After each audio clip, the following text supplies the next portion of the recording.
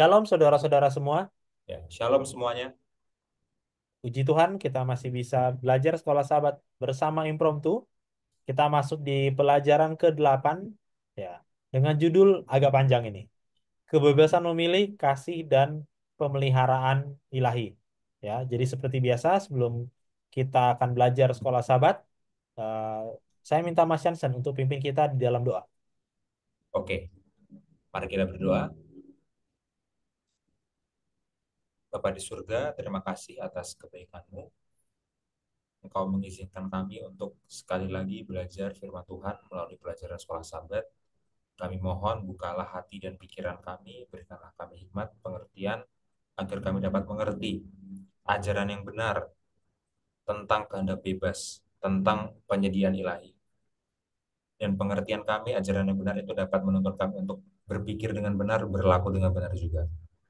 Kami mohon ampunilah segala dosa dan kesalahan kami. Kami berdoa dalam nama Tuhan Yesus yang telah menebus kami dari dosa. Amin. Amin. Baik, ya. Setelah kita belajar ya di sahabat lalu tentang apa namanya kehendak bebas. Salah satunya eh, adalah kehendak bebas yang adalah solusi dari judulnya itu adalah problem of evil ya, permasalahan kejahatan. Nah, sahabat lalu kita sempat membahas tentang kehendak bebas dan belum detail ya membahas tentang tentang salah satu usaha untuk menjawab problem of evil atau masalah kejahatan. Dan kita berjanji di sahabat depan, ya bukan berjanji ya sebenarnya. Kita bilang bahwa di sahabat depan penulis sekolah sahabat kita telah menyediakan satu sahabat khusus ya, satu minggu untuk membahas tentang free will defense atau kebebasan memilih, pembelaan kebebasan memilih. Dan ya ada baiknya ya saudara-saudara, kami sangat mengencourage, kami sangat menyarankan saudara-saudara untuk membaca terlebih dahulu buku karya John Peckham atau penulis sekolah sahabat kita ya dengan judul Theodicy of Love. Karena hampir dari pelajaran mulai sebenarnya dari pelajaran ke-7 kemarin ya ke-8 ke-9 dan mungkin 10 dan seterusnya itu adalah ekstraksi dari tulisan beliau di buku ini, di buku Theodicy of Love. Begitu ya. Dan khusus untuk pelajaran ke-8 ini adalah ekstraksi dari bab 2 dari buku Theodicy of Love ya tentang kebebasan memilih, seperti apa kebebasan memilih yang dimaksud, terus ada beberapa jenis kebebasan memilih, kelemahannya apa, lalu di detail kebebasan memilih itu juga didetailkan Tuhan itu seperti apa dalam menentukan sesuatu. Nah, itu ada banyak ya yang agak teknis tapi akan baik bagi kita untuk mengerti karena ya sekolah sahabat ini kan cuma rangkuman ya. Dia tidak bisa mengcover semuanya gitu. Jadi ada baiknya saudara membaca terlebih dahulu buku Theodicy of Love, terutama di bagian bab 2 untuk pelajaran ke-8 kita ini. Dan nanti seperti biasa bukunya sudah kami sertakan di link deskripsi ya. Jadi saudara bisa akses. Ya, mungkin seperti itu. Mas Jansen sebagai pendahuluan pelajaran kita. Monggo. Ya, kita ke pelajaran ini dulu, pelajaran Sabat petang ya.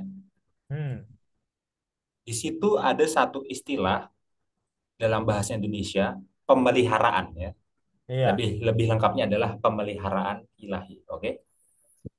John Peckham menulis sekolah sabat dalam bahasa Inggris ya. Hmm, Dan John Peckham itu menggunakan istilah providence. iya. Providence, oke. Kata providence inilah yang diterjemahkan oleh penerjemah sekolah sahabat dari IPH, diterjemahkan sebagai pemeliharaan. Itu bukan terjemahan yang salah sepenuhnya ya, tapi dalam bahasa Inggris, kata providence itu maknanya lebih dari sekedar pemeliharaan yang kita pikirkan dalam bahasa Indonesia. Betul. Oke, kata providence itu punya kekayaan makna dalam bahasa Inggris. Dan yang dimaksud oleh John Peckham tentu providence dalam bahasa Inggris ya, karena bahasa aslinya sekolah sahabat adalah bahasa Inggris, gitu ya. Nah, untuk mengetahui apa artinya kata providence, kita buka kamus bahasa Inggris ya. Kita buka Oxford Learners Dictionary. Providence, kata benda, noun ya. Perhatikan di situ definisinya.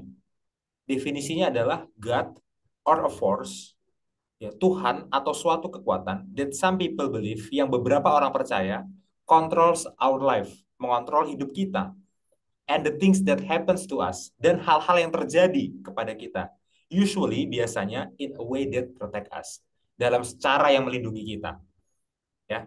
Jadi providence itu bukan hanya sekedar penyediaan ya, tapi Tuhan atau kekuatan bagi yang nggak percaya Tuhan ya. Kata providence ini dipakai oleh yang percaya Tuhan dan tidak percaya Tuhan. Dan kita akan mengkontekskannya dalam konteks percaya Tuhan ya tentunya ya. Tapi Iya, providence itu adalah Tuhan atau sebuah kekuatan yang dipercaya oleh orang mengontrol hidup kita. Oke? Dan mengontrol hal-hal yang terjadi pada kita. Jadi kalau kita bilang, oh hidup kita seperti ini, nah itu karena providence. Terus kalau kalau ada sesuatu terjadi pada kita, oh itu karena providence. Oke, perhatikan sinonimnya apa? Sinonimnya adalah faith. iya. Faith. Tapi Apa artinya, Bil? Faith. takdir. Takdir. Nah, lebih gampangnya artinya takdir. Jadi sebenarnya sekolah sahabat kalau mau menerjemahkan kata providence lebih akurat terjemahkannya sebagai takdir, bukan Iya, penyediaan, benar. ya. Di dalam takdir ada penyediaan, tapi penyediaan sendiri itu bukan takdir. Oke? Benar. Jadi providence yang dimaksud oleh John Peckham itu adalah maknanya takdir sebenarnya, faith. Oke? Sekarang tolong klik di bagian word origin Bil, yang warna merah bawah. Itu ada word origin. Oke. Word origin, asal usul kata. Dari mana kata providence ini berasal? Oke. Kata providence dalam bahasa Inggris modern berasal dari kata providence dalam bahasa Inggris pertengahan. Yang mana itu berasal dari bahasa Prancis kuno. Yang mana berasal dari bahasa Latin. Providentia. Providentia. Oke. Kata providentia dalam bahasa Latin itu berasal dari kata lain dalam bahasa Latin adalah providere. Providere. Oke, kata providere itu berasal dari dua kata. Pro yang artinya sebelumnya dan videre yang artinya melihat ya. Videre, video. Dalam bahasa Inggris itu kita punya kata video. Ya, kata video itu dari situ itu. Videre, video, melihat. Oke, pro videre, sebelumnya melihat. Maksudnya pro videre melihat sebelumnya. Oke, melihat sebelumnya. Ya, jadi karena Tuhan atau kekuatan tadi itu sudah melihat sejak sebelumnya, maka semua yang terjadi ya itu dia yang tentukan. Kayak gitu ya. Dia yang takdirkan. Oke? Jadi kata providence dalam bahasa Inggris dari bahasa Inggris pertengahan yang berasal dari bahasa Prancis kuno, yang berasal dari bahasa Latin providentia, yang berasal dari bahasa Latin providere, yang berasal dari dua kata bahasa Latin pro dan videre. Oke? Ya. Sang ilahi yang sudah melihat sebelumnya sehingga dia menakdirkan. Semuanya sudah dia lihat gitu ya. Kelihatannya jadi rumit ya, padahal ini cuma satu kata dalam bahasa Inggris gitu ya. Dan Iya, ini bukan bahasa asli Alkitab, bukan bahasa Ibrani, bukan bahasa asli Yunani ya. Itulah pentingnya bahasa asli gitu ya. Sekolah Sabat ya, yang relatif sejaman dengan kita gitu, begitu diterjemahkan dari bahasa Inggris ke bahasa Indonesia aja ada perubahan makna. Apalagi Alkitab yang dari bahasa Ibrani, bahasa Yunani dan jaraknya ribuan tahun diterjemahkan gitu ya, paling jelas ada. Ya, jadi penting saling membaca dalam bahasa asli ya. Dan Sekolah Sabat bahasa aslinya bahasa Inggris gitu ya. Oke. Lalu bagaimana orang Kristen memahami providence ini? Ya, karena konsep providence ini ada juga di agama-agama lain ya. Ada bahkan ada di kepercayaan-kepercayaan yang tidak percaya adanya Tuhan tapi mereka spiritual itu juga ada providence-nya itu nanti. Itu nanti kita akan bahas tuh. Kita akan sampai ke sana. Oke. Orang Kristen sendiri bagaimana memahami providence? Di dalam kekristenan ada beberapa pandangan. Nah, bayangkan ini rumit teman-teman ya. Agama lain percaya providence dengan pandangannya masing-masing. Kekristenan juga percaya providence versi Kristen, tapi di dalam versi Kristennya sendiri ada cabang-cabangnya lagi. Nah, ini makanya ini seperti Bill bilang tadi, ini sebuah pelajaran yang rumit ini. Oke. Aliran pertama itu yang disebut sebagai one dimensional providence. Ya. Providence satu dimensi. Artinya apa? Tuhan menakdirkan segala sesuatu itu hanya satu dimensi, satu arah. Oke? Sekali lagi, Tuhan menakdirkan segala sesuatu ya itu hanya satu dimensi, satu arah. Ya. Siapa yang selamat, siapa yang tidak selamat, itu semua sudah ditakdirkan oleh Tuhan. Semua hal baik ditakdirkan oleh Tuhan. Tapi semua hal jahat, ya, semua ketidakadilan, semua penderitaan itu juga Tuhan yang tentukan. Bahkan setiap keputusan kita itu sebenarnya sudah ditakdirkan oleh Tuhan. Semua keputusan kita. Ya, jadi kalau kita memutuskan untuk berlaku baik, berlaku benar, itu Tuhan yang tentukan. Tapi kalaupun kita memutuskan untuk berlaku buruk, berlaku jahat, berlaku tidak adil, itu juga Tuhan yang tentukan. Ya. Kan Tuhan mengatur segala sesuatu. Cara berpikirnya gitu. Ya, jadi segala sesuatu itu sudah Tuhan yang tentukan. Nah, pandangan ini sangat berbahaya. Kenapa? Karena pandangan ini menjadi dasar logis bahwa Tuhan adalah pencipta kejahatan. Kalau pandangan ini benar ya, kalau pandangan ini benar, maka Tuhanlah pencipta kejahatan. Iya dong. Kalau Tuhan sudah takdirkan semuanya secara tanpa terkecuali gitu ya, maka setiap kali kita berbuat apa buruk, berbuat jahat, itu sebenarnya bukan salah kita, kan Tuhan yang sudah takdirkan kita untuk berbuat buruk atau berbuat jahat. Hmm. Ya, ini pandangan pertama. Oke. Pandangan kedua adalah two dimensional providence. Ya, ya providence dua dimensi. Saya nggak mau terjemahkan providence ini ya, karena ini saya pikir lebih bagus dibiarkan saja dalam bahasa Inggris ya. Nah, dalam pandangan ini adalah Tuhan itu punya kehendak ya bahwa segala sesuatunya harus terjadi begini, segala sesuatunya harus terjadi begitu. Tuhan tuh punya kehendak apa yang harus terjadi di dunia ini, ya. Tapi manusia juga punya pilihan bebas dan manusia bahkan bebas untuk memilih kalau dia mau melawan Tuhan, ya. Jadi kehendak bebas manusia itu adalah manusia bebas memilih mau menurut atau mau melawan. Dan dalam kebebasan memilih manusia ini, ya, itu bisa menghasilkan situasi yang berbeda daripada yang sebenarnya Tuhan rancangkan, ya.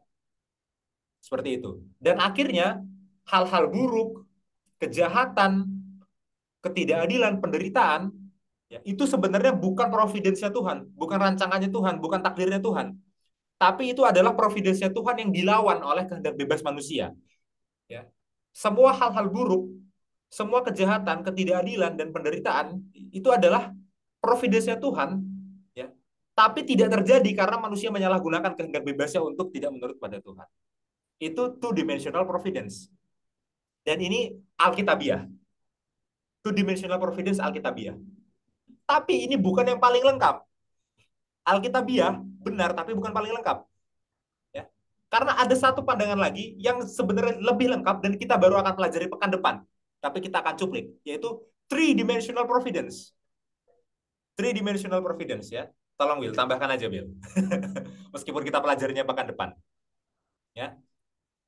Three-dimensional providence berpendapat bahwa selain ada providence dari Tuhan, ada kehendak bebas dari manusia, ada pihak ketiga yang berperan di sini.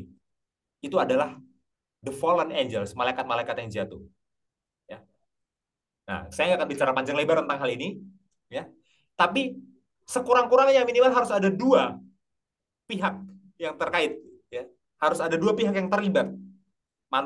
Providence Tuhan dan kehendak bebas manusia. Itu sekurang-kurangnya. Lebih lengkapnya harusnya ada tiga. Karena nanti malaikat yang jatuh itu punya andil dalam segala hal yang terjadi di dunia ini.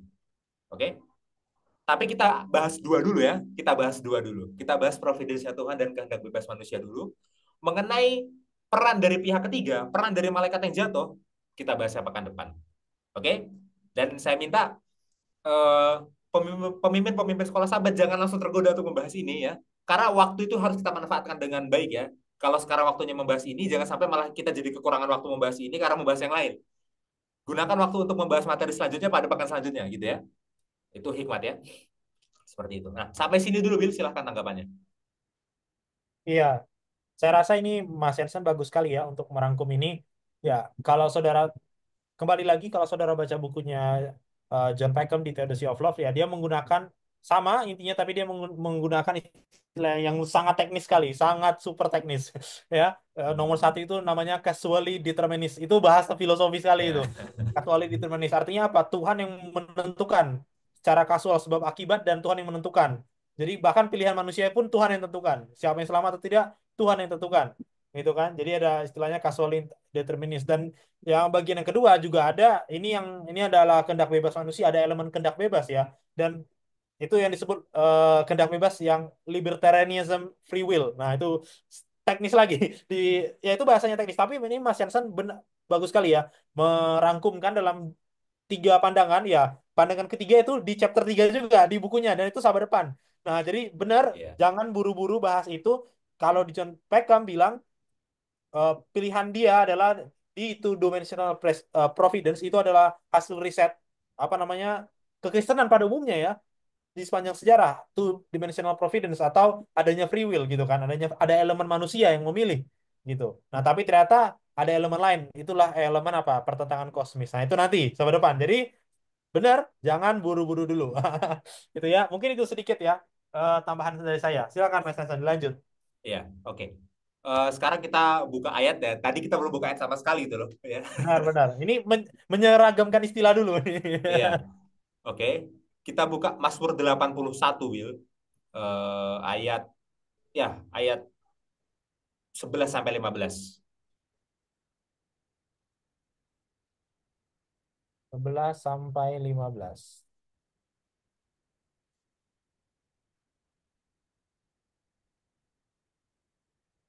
Mulai dari sini ya. Ah, Yang ayat selanjutnya, selanjutnya. oh ini. Iya. Oke. Tetapi umatku tidak mendengarkan suaraku dan Israel tidak suka kepadaku. Sebab itu aku membiarkan dia dalam kedegilan hatinya. Biarlah mereka berjalan mengikuti rencananya sendiri. Sekiranya umatku mendengarkan aku, sekiranya Israel hidup menurut jalan yang kutunjukkan.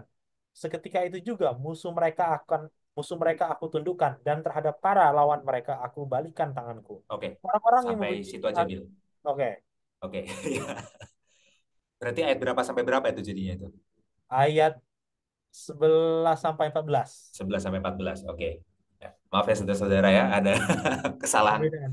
Karena penomoran dicetak sama di online beda ya. Ya, Hmm. tapi ini ya, ayat ini yang kita baca barusan ya. Ini menjadi sebuah jawaban terhadap pertanyaan yang sulit. Pertanyaannya begini, apakah kehendak Tuhan itu selalu terlaksana? Oke. Apakah providence Tuhan itu selalu terlaksana? Apakah Tuhan selalu mendapatkan apa yang dia inginkan? Iya, Ya kan? Cara John Becker bertanya gitu. Apakah Tuhan iya, selalu mendapatkan apa yang dia inginkan? Ya. Eh, dari ayat ini ya, kita bisa ketahui bahwa kehendak Tuhan itu tidak selalu terlaksana. Oke? Tuhan itu tidak selalu mendapatkan apa yang dia inginkan. Kenapa? Karena Tuhan itu kan pengennya umatnya menurut gitu kan. Umatnya mendengar. Nyatanya umatnya tidak menurut, umatnya tidak mendengar. Oke, jadi kalau Tuhan punya kehendak supaya umatnya menurut, umatnya mendengar, dan ternyata umatnya tidak menurut, tidak mendengar, berarti kan kehendak Tuhan tidak terjadi. Ya kan? hmm, Berarti kan keinginan Tuhan tidak terlaksana. Ya gitu ya. Dan kalau kita baca ayat ini ya, kita lihat Tuhan itu meratap. Meratap atas ketidakmenurutan umatnya. Oke, sangat tidak masuk akal kalau kita berpandangan one dimensional providence, providence satu dimensi. Ya. Kalau memang Tuhan yang menentukan segala sesuatu, termasuk semua keputusan manusia itu Tuhan yang takdirkan, untuk apa Tuhan meratap kalau manusia tidak menurut? Ya, kan iya, manusia tidak menurut, Tuhan juga yang takdirkan. Kalau memang Tuhan menakdirkan semua keputusan kita, termasuk kita tidak menurut itu takdir Tuhan juga, harusnya Tuhan tidak perlu meratap kalau kita tidak menurut, orang itu takdir dia juga, gitu ya. Kenyataan kalau Tuhan meratap atas ketidakmenurutan umatnya, itu berarti bukan Tuhan yang menakdirkan umatnya tidak menurut. Ya. Tuhan meratap waktu umatnya tidak menurut, itu berarti umatnya tidak menurut karena pilihan bebas, karena kehendak bebas umatnya sendiri. Gitu ya. Jadi tidak semua kehendak Tuhan itu terlaksana. Tidak semua keinginan Tuhan itu terpenuhi. Karena ada kehendak bebas kita dan kita bebas untuk memilih mau bersama Tuhan atau melawan Tuhan. Dan waktu kita memilih untuk melawan Tuhan, disitulah eh, kehendak Tuhan tidak terpenuhi. Disitulah keinginan Tuhan tidak terlaksana. Ya, seperti itu, Bill. Silahkan tanggapannya. iya. Terima kasih, Mas Jansen. Bener ya. Jadi secara logis saja ini baru satu ayat ya, tapi sebenarnya ada banyak ayat yang dipakai di Alkitab, ada di Yesaya, ada di Lukas, bahwa Tuhan maunya apa, umat Israel konteksnya ceritanya berlaku seperti apa gitu kan. Dan dia meratapi ya, ya ada bahkan ada ayat yang bilang apa, oh Israel aku rindu untuk mengumpulkan engkau ya Kak. Tuhan rindu dan apa ya? Aku suka kata yang dipakai oleh John Peckham. Kalau kita kan biasanya berbicara tentang kehendak Tuhan inginkan gitu ya. Ya providence. Tapi John Peckham itu pakai apa? God's unfulfilled desire. Jadi Tuhan itu kayak punya keinginan apa di saya tuh kayak punya apa ya, ya kehendak apa ya, suatu dorongan hati mau berbuat sesuatu, tapi nggak terjadi, unfulfill gitu. Unfulfill karena apa? Karena free will, karena kebebasan berkehendaknya manusia. Dan ya itu meneguhkan tadi Mas Yansen bilang ya, bahwa manusia bisa berbuat sesuatu yang Tuhan tidak inginkan, sehingga itu artinya tidak mungkin Tuhan menadilkan keputusan manusia gitu kan. Dan ini sedikit banyak juga menerangkan kehendak bebas seperti apa yang manusia miliki. Nah, ini penting, saudara. Karena ada banyak yang berargumen, oh iya Tuhan tidak menakdirkan, tapi kehendak bebas manusia ini juga ditakdirkan oleh Tuhan. Kehendaknya juga ditakdirkan oleh Tuhan. Nah, tapi kalau kehendaknya itu ditakdirkan oleh Tuhan, ngapain Tuhan meratap? Nah, itu kan jadi logikanya, gitu ya. Jadi bah kehendak bebas manusia itu tidak ditakdirkan oleh Tuhan, gitu. Maksudnya Tuhan tidak mengatur manusia pilih yang jahat. Nah, itu sangat berbahaya ya. Kalau kita berpikir seperti itu, oh iya memang Tuhan ada kehendak bebas, tapi orang yang memilih pun diatur oleh Tuhan. Nah, itu berarti Tuhan itu jahat bener di yang satu. Dan ini sangat penting, sangat sangat penting. Jadi jangan sampai kita terjebak bahwa oh iya dia berlaku jahat karena Tuhan itu udah menakdirkan dia jahat kayak gitu. Enggak ya. Ya kalau kalau kita lihat dari ayat ini, Tuhan mungkin menangis pada saat dia melihat orang yang jahat, orang membunuh, orang mengkorupsi, atau kita misalnya menyakiti hati sama kita. Ya Tuhan juga sedih ya. Bukan Tuhan menakdirkan tuh kita berbuat jahat gitu. Ya mungkin itu ya. Dan ya nanti kita akan unpack, kita akan lihat lebih dalam lagi ya seperti apa kehendak bebas yang dimiliki, yang dimaksud di dalam konteks ini ya. Mungkin itu sedikit tambahan Mas Jansen. Ya, oke. Terima kasih, Bill. Kita lanjutkan pembahasan kita. Kita buka Efesus 1 ayat 4 dan 11. Efesus 1 ayat 4 dan 11. Jelas ya. Ya, Yesus 1 ayat 4. Sebab di dalam Dia Allah telah memilih kita sebelum dunia dijadikan, supaya kita kudus dan tak bercacat di hadapannya. Itu ayat 4. Ayat 11. Aku katakan di dalam Kristus, karena di dalam Dialah kami mendapat bagian yang dijanjikan. Kami yang dari semula ditentukan untuk menerima bagian itu sesuai dengan maksud Allah yang di dalam segala sesuatu bekerja menurut keputusan kehendaknya. ya. Ini ayat yang cukup sulit ya. Benar. Eh, kita masuk ke pesan rohaninya dulu ya. Pesan rohaninya adalah di dalam Kristus, Tuhan memilih orang-orang percaya supaya orang percaya itu menjadi kudus dan tak bercacat di hadapan Tuhan. Oke, jadi kita ini orang percaya sudah dipilih oleh Tuhan supaya kita ini menjadi kudus, tak bercacat di hadapan Dia. Itu pesan rohaninya. Belum ke bagian sulitnya, ya. Di bagian sulitnya itu ada pada frasa kami yang dari semula ditentukan, ya. Yang dari semula ditentukan. Nah, perhatikan ini. Waktu kita baca frasa yang dari semula ditentukan itu kesannya seperti takdir ya. Ini kan dari semula sudah ditentukan. Ya kan? Jadi kalau apa yang terjadi dalam hidup kita, ya dari semula sudah ditentukan seperti ini. Oke? Takdir. Menarik sekali ini. Apa maksudnya yang dari semula ditentukan? Ya, kita lihat dalam bahasa aslinya, Bill. Efesus 1 ayat 11 dalam bahasa Yunani. Ya,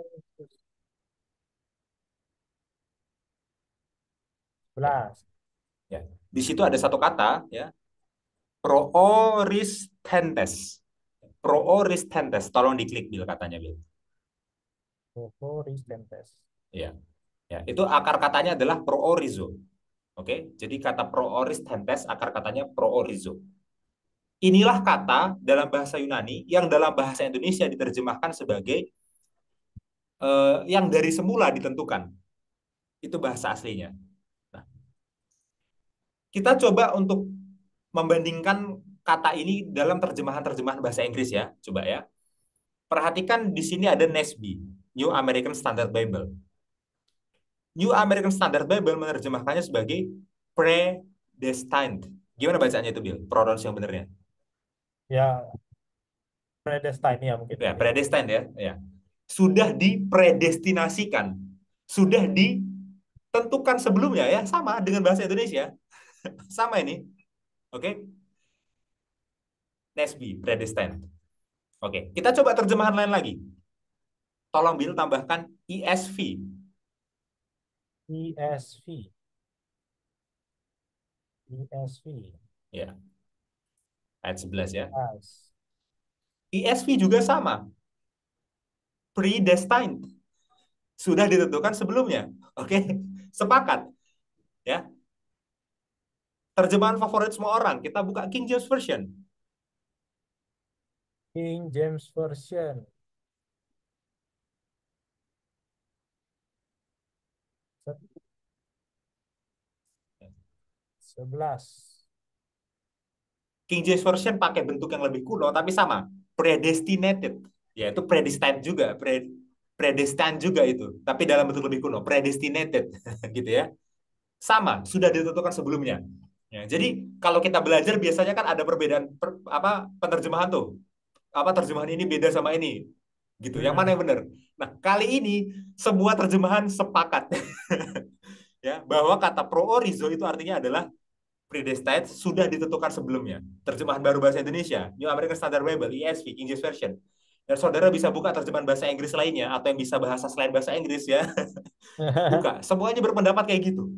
Jadi isunya clear, jelas secara bahasa. Oke. Terus maksudnya apa? Apakah ayat ini bilang bahwa memang Tuhan itu sudah menakdirkan? Apakah ayat ini bilang bahwa segala sesuatu di hidup kita, semua keputusan kita itu bukan sebenarnya hasil kehendak bebas kita sendiri, tapi kita ini seperti robot saja yang sudah ditentukan sebelumnya, sudah ditakdirkan, sudah dipredestinasikan. Apakah seperti itu? Gitu ya. Ya. Nanti kita akan bahas ayat ini secara teologi, oke? Ya. Tapi saya mau memulai membahas ayat ini dari latar belakang budayanya. Ya. Bagaimana orang Efesus, ya, orang Greko-Roman, orang Yunani Romawi pada abad pertama memahami ayat ini. Kita lihat latar belakang budayanya ya. Dan saya mengutip satu komentari, tolong ditampilkan dia.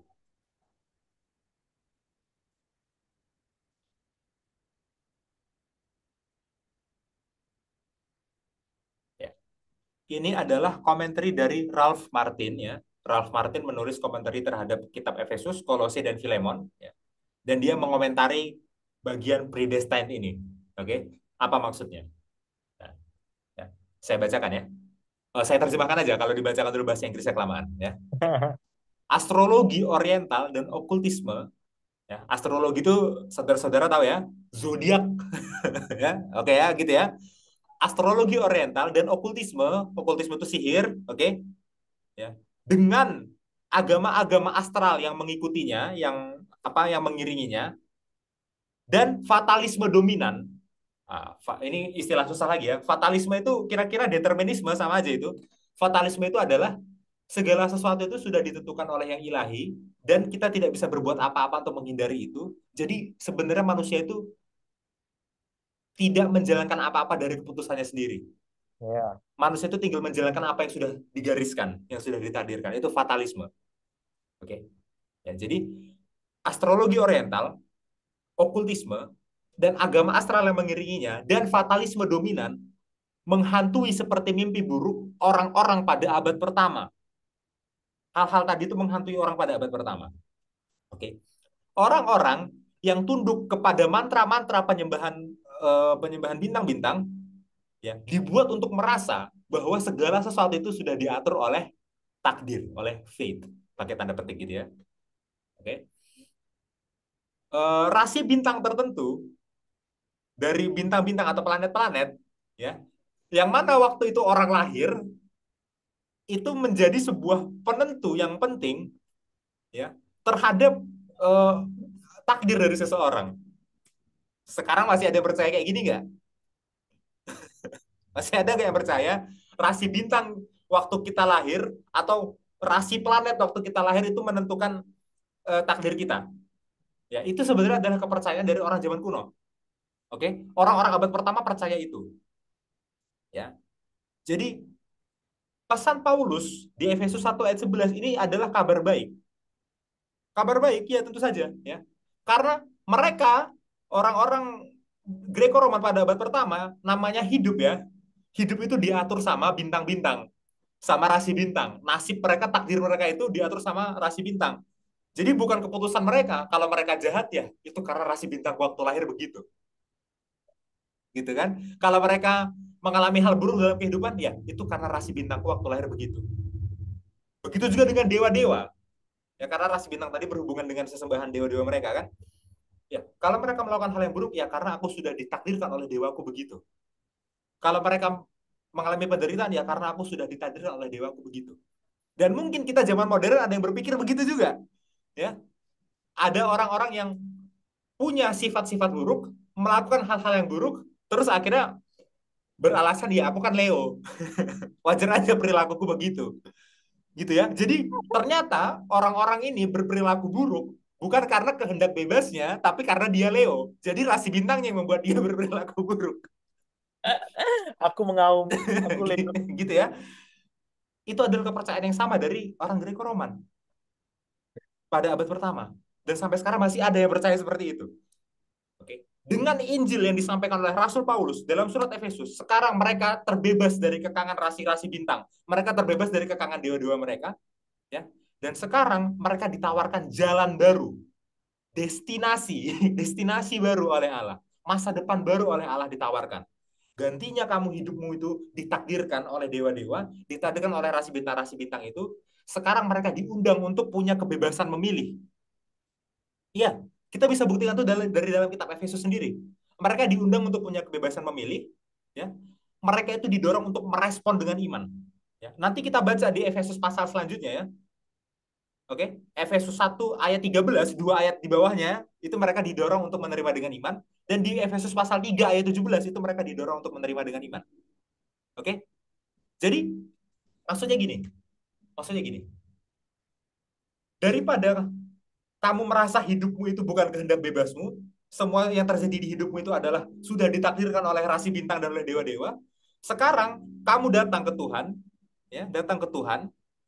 Dalam Tuhan kamu ditawarkan kehendak bebas, kamu diundang untuk bebas memilih, dan kamu diundang pakai kehendak bebas itu untuk memilih yang benar, tapi nggak dipaksa. Oke? Diundang pakailah kehendak bebas untuk pilih yang benar, pilih dengan iman, tapi nggak dipaksa. Ya, dan dalam seluruh surat Efesus nanti Paulus akan berargumen, ayolah beriman. Oke, jadi itu maksudnya orang percaya itu sudah didestinasikan oleh Tuhan sejak sebelumnya supaya jadi kudus dan tak bercela. Oke, artinya apa? Tuhan itu punya tujuan supaya orang percaya itu jadi kudus dan tak bercela. Tujuan Tuhan itu. Tapi nanti orang percaya bisa menolaknya gitu loh. Paham ya? Tuhan itu punya tujuan, punya rencana yang sudah ditentukan sebelumnya, tapi itu belum pasti terjadi kalau ditolak. Ya, tapi ini adalah kabar baik daripada orang-orang ini percaya hidup mereka sudah digariskan oleh rasi bintang dan dewa-dewa. Ya, gitu ya. Makanya saya bilang ya, providence itu bahkan bukan hanya orang Kristen yang percaya. Saudara bisa ngaku ateis, tapi kalau saudara masih percaya zodiak, itu saudara percaya providence. Tapi providence-nya providence versi astral gitu ya, versi astral.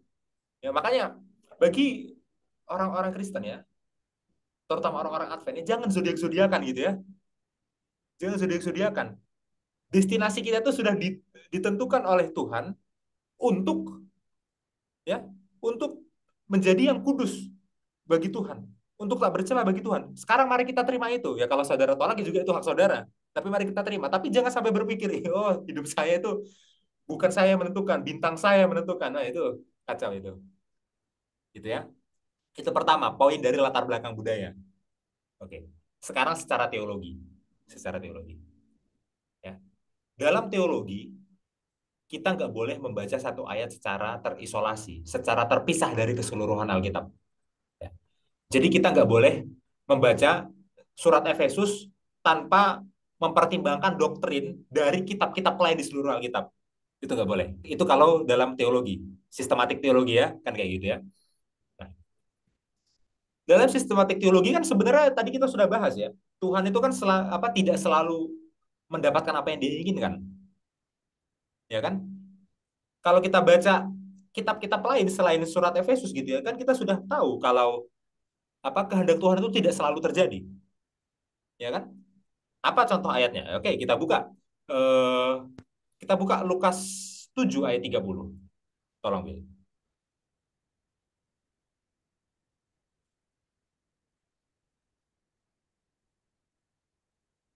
Lukas 7. Tapi orang-orang Farisi dan ahli-ahli Taurat menolak maksud Allah terhadap diri mereka karena mereka tidak mau dibaptis oleh Yohanes. Oke.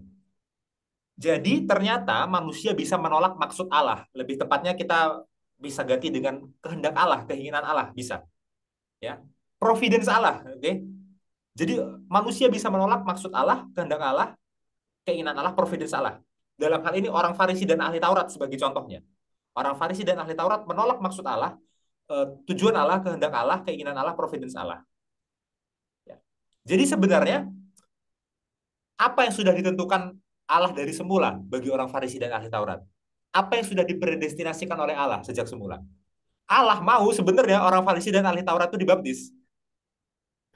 Ya, jadi predestinasinya Tuhan, oke, providence-nya Tuhan yang ditentukan Tuhan sejak semula bagi orang Farisi dan ahli Taurat itu sebenarnya mereka harusnya dibaptis. Itulah yang dimaksud Tuhan sudah tentukan sejak semula. Tuhan tentukan supaya orang Farisi dan ahli Taurat itu jadi yang kudus dan tak bersalah bagi Allah. Tapi kan nyatanya mereka bisa menolak, toh? Terbukti mereka bisa menolak. Terbukti mereka bisa memilih untuk gak dibaptis. Itulah kehendak bebasnya orang Farisi dan ahli Taurat. Dan terbukti kehendak bebas mereka akhirnya membuat membuat maksud Allah, kehendak Allah, keinginan Allah, providence Allah tidak terpenuhi. Ya kan ini jelas sekali ya. Jadi Tuhan tuh memang punya rencana bagi kita. Tuhan tuh punya rancangan memang bagi kita. Providence itu ada bagi kita. Ada sesuatu yang sudah ditentukan bagi kita sejak semula itu ada. Ya, tapi kita bisa memilih untuk menolak itu. Dan kalau kita tolak ya maksud Allah tidak terjadi. Keinginan Allah tidak terjadi, providence Allah tidak terjadi. Seperti itu ya. Ya. Jadi kalau kita kembali ke Efesus 1 ayat 11 ya. Efesus 1 ayat 11 itu ayatnya sangat masuk akal. Sangat masuk akal. Ya. Karena kalau kita sudah membaca Efesus 1 ayat 11 dengan membandingkan ayat-ayat lain di seluruh Alkitab, kita tahu bahwa ada perbedaan antara God's ideal will, ya, kehendak ideal Allah, ya, dan God's remedial will, kehendak Allah untuk memperbaiki. Sekali lagi ya, dengan membandingkan Efesus 1 ayat 11 dengan ayat-ayat lain di seluruh Alkitab, ada perbedaan antara God's ideal will, kehendak ideal Allah, dan God's remedial will, kehendak Allah yang memperbaiki. Oke. Kehendak Allah yang ideal, ya, itu adalah apa yang Tuhan mau tanpa mempertimbangkan kehendak bebas manusia. Oke. Ya. Kalau kehendak Allah yang ideal tanpa mempertimbangkan kehendak bebas manusia, ya sebenarnya Tuhan maunya semua manusia selamat. Itu kehendak ideal Tuhan tanpa mempertimbangkan manusia memilihnya apa nantinya. Oke. Tapi dengan mempertimbangkan ada kehendak bebas manusia, dengan mempertimbangkan bahwa manusia itu bisa menolak Tuhan, maka ada kehendak Tuhan yang memperbaiki. Maksudnya apa? Tuhan ingin semua manusia selamat, tapi ternyata manusia malah melawan Tuhan, manusia malah menolak keselamatan itu, maka Tuhan akhirnya menjalankan kehendaknya berdasarkan koridor kehendak bebas manusia. Ya, di situ perbedaannya. Oke. Jadi kehendak Tuhan itu akhirnya tidak terjadi secara ideal. Kalau kita melihat kenyataannya sekarang, kita lihat sejarah manusia dari penciptaan sampai sekarang, dan kita lihat diri kita sendiri juga. Ya. God's ideal will itu nggak terjadi. Pilihan manusia itu bukan memilih yang benar, gitu. Maka yang terjadilah God's remedial will, kehendak Tuhan yang memperbaiki, kehendak Tuhan yang tidak terjadi secara ideal, tapi terjadi berdasarkan kehendak bebas manusia itu. Dan di dalamnya nanti ada penderitaan, ada kejahatan dan lain sebagainya, gitu ya. Ya. Ada satu cerita yang sangat indah di Alkitab yang benar-benar uh, menjelaskan ke kita bagaimana itu God's remedial will. Oke, kita belajar dari kisahnya Yusuf ya. Kita buka kok Yusuf lagi nggak ada ya. Kitab Yusuf ya. Oke, kita buka Kejadian 50 ayat 20.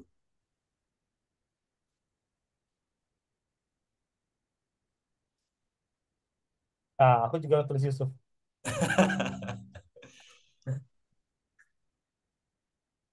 Memang kamu telah mereka-rekakan yang jahat terhadap aku. Tapi Allah telah mereka-rekakannya untuk kebaikan. Dengan maksud melakukan seperti yang terjadi sekarang ini, yakni memelihara hidup suatu bangsa yang besar. Iya. Ini harusnya dibaca dari pasal 37 bahkan sebelumnya, oke? Tapi Ya, saya asumsikan semuanya sudah tahu kisah Yusuf ya. Oke ya, jadi saya nggak usah ceritakan ulang ya. Panjang banget nanti videonya kalau saya ceritakan ulang, oke? Ya. Tapi gini, waktu saudara-saudara Yusuf berbuat jahat dengan menjual Yusuf, apakah itu kehendak Tuhan? Gimana, Bil? Apakah itu kehendak Tuhan, Bil? Enggak lah. Sama sekali bukan. Masa Tuhan menakdirkan saudara-saudara Yusuf untuk menjual Yusuf? Masakan Tuhan menakdirkan saudara-saudara Yusuf supaya mereka berbuat jahat? Kalau gitu, kalau memang benar Tuhan yang menakdirkan saudara-saudara Yusuf untuk menjual Yusuf untuk berbuat jahat, maka penderitaan Yusuf itu salah Tuhan, bukan salah saudara-saudaranya. Iya. Iya, jadi saudara-saudara Yusuf menjual Yusuf, saudara-saudara Yusuf berbuat jahat, itu kehendak bebas mereka, bukan Tuhan yang tentukan. Kehendak bebas mereka itu, ya. Tuhan sama sekali tidak berkehendak supaya Yusuf dijual. Tuhan sama sekali tidak berkehendak supaya saudara-saudara Yusuf berbuat jahat, ya. Oke? Kehendak Tuhan itu sebenarnya semua yang baik untuk saudara Yusuf, saudara-saudaranya Yusuf, untuk Yusuf dan untuk Yakub dan untuk bangsa Israel dan untuk Mesir. Nanti kalau kita melanjutkan, Iya, gitu iya, ya. iya. Tuhan itu berkehendak baik untuk semuanya. Tuhan nggak berkehendak sama sekali saudara-saudara Yusuf jadi jahat, enggak. Tapi nyatanya saudara-saudara Yusuf berbuat jahat. Tapi nyatanya saudara-saudara Yusuf menyalahgunakan kehendak bebas mereka. Lalu apa yang Tuhan lakukan? Apakah Tuhan diam saja? Enggak. Waktu kehendak ideal Tuhan tidak terjadi, Tuhan tidak diam saja. Waktu kehendak ideal Tuhan tidak terjadi, Tuhan melakukan kehendak yang memperbaiki. Oke? Di saat saudara-saudara Yusuf sudah menyalahgunakan kehendak bebas mereka, berbuat jahat dengan menjual Yusuf, Tuhan campur tangan di tengah terjadinya kejahatan ini, Tuhan campur tangan sehingga hasilnya tetap bisa hasil yang baik, gitu ya. Paham maksudnya ya, saudara-saudara ya? Tapi bukan berarti hasil yang baik ini terjadi harus melalui kejahatan saudara-saudaranya, enggak. Kalau saudara-saudaranya nggak jahat, Tuhan punya cara yang lebih baik lagi sebenarnya supaya hasil baik ini terjadi. Oke? Ibaratnya gini, sebenarnya Tuhan itu punya maksud baik yang tinggal lurus doang itu jadi. Oke? Tapi karena saudara-saudara Yusuf ini malah menjual Yusuf dan berlaku jahat, ya, hasil baik ini harus dicapai dengan berliku-liku. Tapi akhirnya Tuhan tetap berusaha, Tuhan tetap turut campur, ya, Tuhan tetap memberikan providence-nya supaya meskipun ada penyalahgunaan free will, hasilnya tetap bisa baik. Itulah baiknya Tuhan. Itulah baiknya Tuhan. Oke, jadi penyalahgunaan kehendak bebas tidak menghapuskan providence-nya Tuhan, tapi providence-nya Tuhan tidak membenarkan penyalahgunaan kehendak bebas. Gitu ya. Itulah kenapa memang kamu, saudara-saudaraku, telah merekarkan yang jahat terhadap aku. Memang kamu, saudara-saudaraku, ya, telah menyalahgunakan kehendak bebasmu, gitu ya. Tetapi Allah telah merekarkannya untuk kebaikan. Maksudnya apa? Tetapi Allah telah memperbaiki kesalahanmu, kehendaknya yang memperbaiki, membuat itu hasilnya jadi tetap baik meskipun kamu salahnya udah kacau banget, saudara-saudaraku. Ya. Dan ini dinamikanya gak sesederhana ini sebenarnya kalau kita masih ada masalah sebelumnya ya. Dinamika antara Iya. saudara-saudaranya. Aduh, saya suka sekali kisah ini, saudara-saudara ya. Saya belajar kisah ini, saya baca dalam bahasa aslinya, bahasa asli ini sangat indah ya. Tapi kita gak punya waktu. Tapi itu, saudara Yusuf jahat, menyalahgunakan kehendak bebasnya. Jadi keinginan ideal Tuhan tidak terpenuhi. Tapi Tuhan melakukan tindakan untuk memperbaiki sampai akhirnya hasilnya tetap baik. Begitu juga manusia. Dalam sejarah manusia, kita ini selalu memilih yang salah. Sejak Adam berdosa sampai kita sekarang, kita memilih yang salah. Tapi Tuhan melakukan sesuatu supaya hasilnya kita tetap bisa berada bersama Tuhan di surga. Apa yang dia lakukan? Penebusan. God's remedial will. Kita semua manusia itu telah berbuat salah, oke? Kehendak ideal Tuhan tidak terpenuhi, tapi Tuhan melakukan penebusan supaya yang salah ini akhirnya nanti tetap jadi baik hasilnya. Itu. Dan pasti saudara, kalau saudara renungkan hidup saudara, pasti saudara punya pengalaman itu. Ya, seperti itu. Silahkan, Bil. Iya. Apa namanya? Ya ini bagus sekali ya, dan ya kita belum kita semakin lama semakin detail lagi membahas tentang kebebasan memilih dan hubungannya dengan kedaulatan Tuhan sebenarnya di bagian ini ya. Dan ya, God's remedial will ya.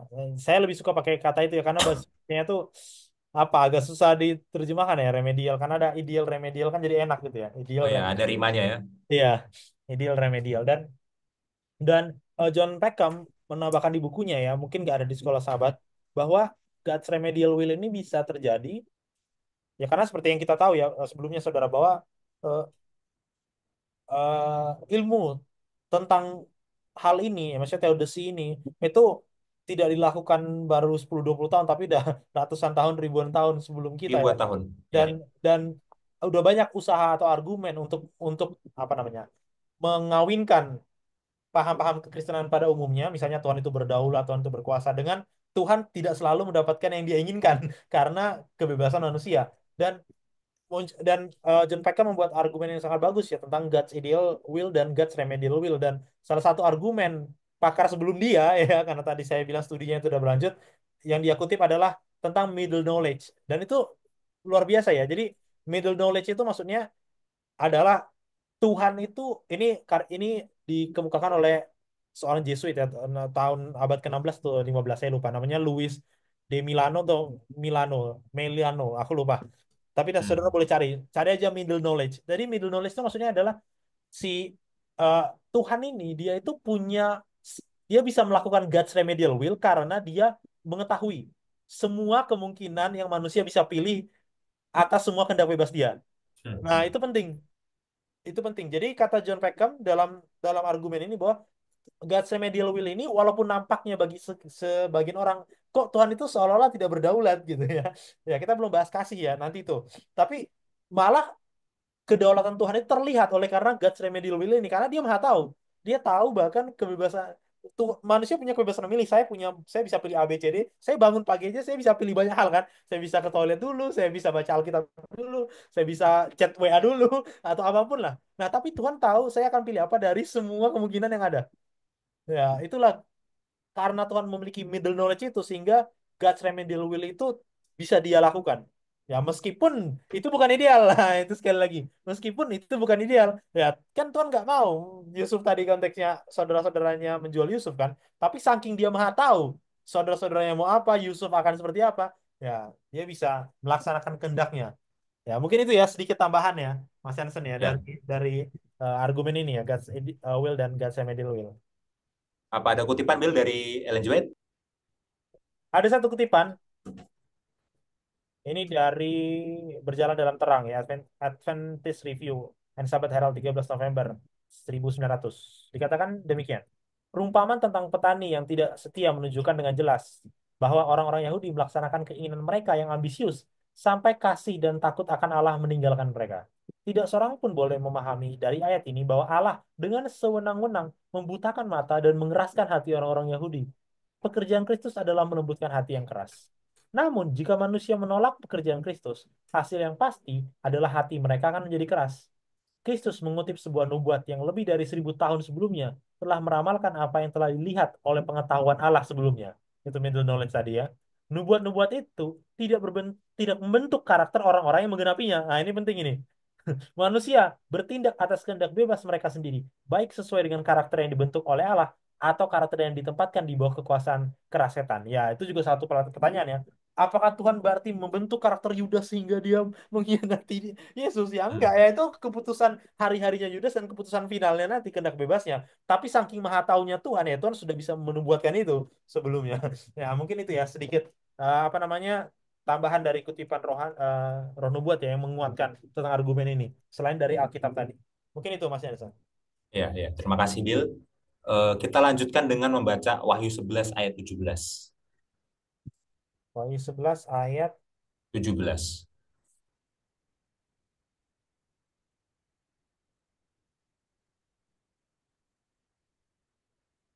sambil berkata, kami mengucap syukur kepadamu ya Tuhan Allah yang Maha Kuasa, yang ada dan yang sudah ada.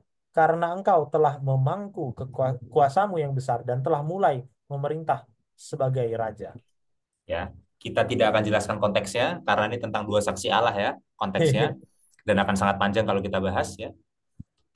Tapi di sini ada apa? Ada pengakuan iman dari 24 tua-tua yang kita nggak usah bahas itu siapa, oke? Ya, jadi 24 tua-tua membuat pengakuan iman bahwa Tuhan itu adalah Allah yang maha kuasa, ya. Dan kita tentu setuju bahwa Allah itu adalah Allah yang maha kuasa. kita bisa buka banyak sekali ayat tentang Allah yang Maha Kuasa dan itu kita bisa buka sampai besok pagi karena memang Alkitab itu menekankan bahwa Allah itu Maha Kuasa. Itu betul, fakta yang 100% betul, ya. Kitab Wahyu sendiri itu berulang-ulang menyampaikan bahwa Allah itu adalah Allah yang Maha Kuasa dalam kitab Wahyu, ya. Tolong catat Bil, selain Wahyu 11 ayat 17 ada Wahyu 1 ayat 8. Oke, kemudian 16 ayat 14, kemudian 19 ayat 15, kemudian 21 ayat 22 dan sebenarnya masih ada lagi. Oke, tapi ya ini udah jadi sampelnya lah, gitu. Ya. Dan dalam bahasa aslinya itu tertulis sebagai pantokrator. Pantokrator ya. Artinya ya eh, diterjemahkan maha kuasa bisa ya, tapi panto ya panta itu artinya segalanya. Oke, ya krator itu kratos itu ya, kekuasaan kan makanya ada kata demokrasi. Demo apa rakyat, kratos itu kekuasaan. Oke, jadi kratos itu kekuasaan. Sekarang pantokrator. Oke, jadi semua hal itu adalah kekuasaannya dia. Nah, gitu ya. Pantai itu semua kratos, krator itu kekuasaan. Tuhan tuh ya maha kuasa bisa. Maha kuasa, oke? Seperti itu. Sekarang yang jadi pertanyaan adalah kalau Allah itu memang pantokrator, maha kuasa, ya. Berarti Tuhan itu sebenarnya bisa melakukan apapun. Kan semuanya, ya, oke? Semuanya panta. Berarti apapun semuanya bisa dia lakukan. Apakah seperti itu? Apakah Tuhan bisa melakukan semuanya? Dan pertanyaan saya ini bukan meragukan kekuasaan Tuhan loh. Iya. Oke? Tapi apakah memang benar Tuhan bisa melakukan semuanya? Jawabannya tidak. Ada hal-hal yang tidak bisa Tuhan lakukan. Bukan karena Tuhan tidak maha kuasa. Ya. Sebelum saudara marah-marah ke saya dan menuduh saya ini mempertanyakan ke maha kuasaan Tuhan, kita buka ayat di Alkitab yang menjelaskan bahwa ada hal yang tidak bisa Tuhan lakukan meskipun dia maha kuasa. Ya. Kita buka 2 Timotius 2 ayat 13. 2 di Timotius 2 ayat 13. ayat 13. Bentar.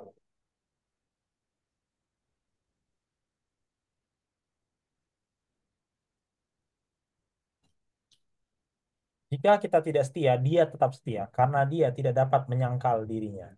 Hmm. Dia tidak dapat menyangkal dirinya. Tuhan tidak dapat melangkal dirinya. Jadi apa yang tidak bisa Tuhan lakukan? Tuhan tidak bisa bertentangan dengan dirinya sendiri. Tuhan tuh maha kuasa. Berarti Tuhan tidak bisa tidak maha kuasa. Itu satu. Kita mulai dari itu dulu. Ya dong. Karena nanti jadi paradoks. Jadi paradoks ya. Kalau Tuhan bisa melakukan segala sesuatu, bisa nggak Tuhan melakukan yang dia tidak bisa? Yang dia tidak bisa kan termasuk dalam ranah segala sesuatu. Iya, Omnipotence paradoks namanya kalau di filsafat itu. iya, Ya, nggak bisa, Tuhan nggak bisa bertentangan dengan dirinya sendiri. Kalau Tuhan adalah maha kuasa, maka Tuhan tidak bisa jadi tidak maha kuasa. Loh, berarti nggak maha kuasa dong karena dia tidak bisa jadi nggak gitu. Itu bukan masalah maha kuasanya terbatas atau enggak, tapi itu bertentangan by definition. Secara definisi udah bertentangan. mm-mm, Itu omnipotence paradoks ya. Beberapa orang ateis suka tanya kayak gitu tuh. Kalau Tuhan maha kuasa, Tuhan bisa nggak jadi nggak maha kuasa? Loh, pertanyaan macam apa itu? Ya, dia maha kuasa, tapi itu bertentangan dengan dirinya sendiri kalau dia nggak maha kuasa ya gitu. Itu pertama. Tapi itu bukan poin utamanya. Poin utamanya ini, Tuhan tuh punya karakter-karakter yang kita udah pelajari beberapa pekan sebelumnya. Oke? Pertama, Tuhan itu maha kasih. Tuhan tuh memang maha kuasa, betul. Tuhan bisa melakukan segala sesuatu, betul. Tapi dia punya karakter maha kasih. Dan Tuhan itu adalah Tuhan yang konsisten, tidak berubah, tidak bertentangan dengan dirinya sendiri. Artinya apa?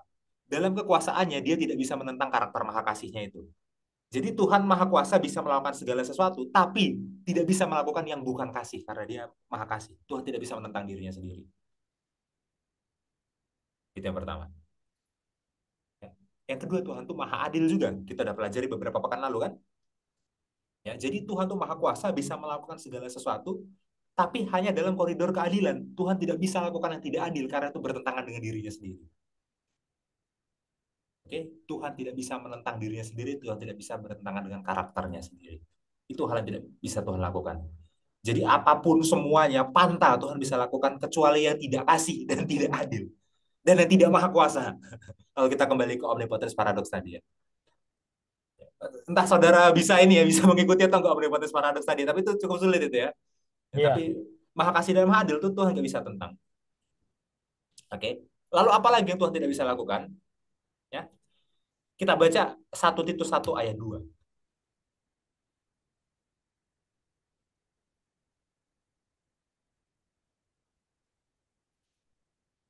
satu Titus. Sorry. Titus itu cuma satu ya. Ya, Itu Titus satu, 1 ayat 2. Iya. makanya. Loh, hmm, Iya. Titus, Titus. Dan berdasarkan pengharapan akan hidup yang kekal yang sebelum permulaan zaman sudah dijanjikan oleh Allah yang tidak berdusta. Allah tidak berdusta. Dia maha benar. Oke? Dusta, bohong itu tidak benar. Ya, Tuhan yang maha benar tidak bisa menentang dirinya sendiri. Jadi Tuhan tidak bisa melakukan yang tidak benar, maka Tuhan tidak bisa berdusta. Itulah kenapa kalau kita mau hubungkan sedikit dengan pelajaran pekan depan ya, dalam pertentangan besar, ya setan itu punya satu keunggulan. Iya, dia Secara bisa. kekuasaan itu, secara kekuasaan setan itu udah kalah habis sama Tuhan, karena Tuhan itu penciptanya setan kok. Setan bisa ngapain? Tapi setan bisa bohong, Tuhan enggak. Oke? Jadi Tuhan nggak bisa menyerang setan dengan kebohongan, nggak bisa. Itu yang tidak bisa Tuhan lakukan. Setelah itu apa lagi? Kita buka Ibrani 6 ayat 17 dan 18.